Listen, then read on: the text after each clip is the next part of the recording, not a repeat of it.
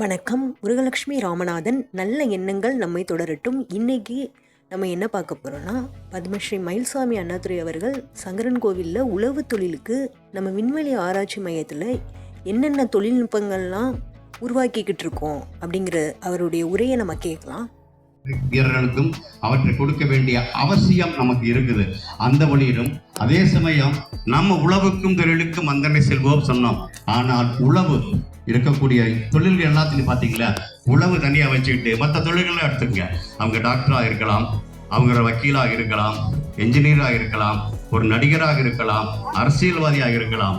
அவர்களுடைய மகனும் மகளும் அதே துறையில் வருவதற்கு விரும்பக்கூடிய நாம் ஒரு உழவனுடைய மகளும் திரும்ப வயலுக்கு போய் வேலை செய்ய வேண்டிய வேண்டாம் அப்படின்னு உழவனே நினைக்கக்கூடிய ஒரு நிலை இருக்கிறோம். அதை மாற்ற வேண்டும் என்றால் எப்படி 45 வருடங்களுக்கு முன்பாக மிக மிக சிறிய கூடத்துல நம்ம ஆரம்பிச்ச நம்முடைய விண்வெளி பயணத்துல இன்றைக்கு உலகளாவில் ஒரு உயரத்தை தொட்டு ஒரு காலத்துல வெறும் 250 பேருக்கு வெறும் 1200 பேர் மட்டுமே நம்முடைய இளைஞர்கள் அதுக்காக விண்ணப்பித்தார்கள், நம்முடைய இந்திய விண்வெளித்துறைக்கான பணிக்காக.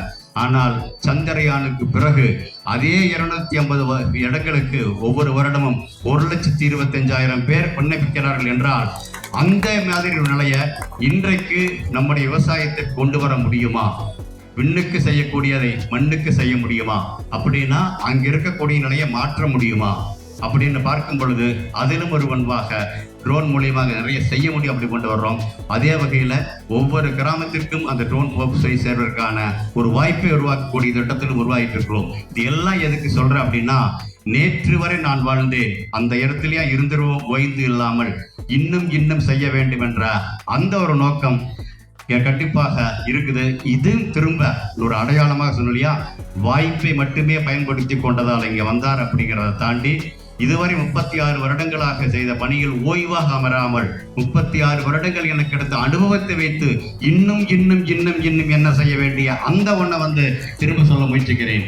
அதுதான் கலாம் அவர்கள் கனவு காணுங்கள் என்றார், கனவுக்கு செயல் கொடுப்போம் என்கிறேன் நான். நன்றி, வணக்கம். மயில்சாமி அண்ணாதுரை சார் சொன்ன மாதிரி நம்ம ஒவ்வொரு துறையிலும் இப்போ நம்மளுடைய அப்துல் கலாமின் கனவு காணுங்கள் அப்படிங்கிறத நம்ம செயல்படுத்தி கொண்டே இருக்கிறோம். நம்மளுடைய நல்ல எண்ணங்கள் நம்மை தொடரட்டும். நன்றி.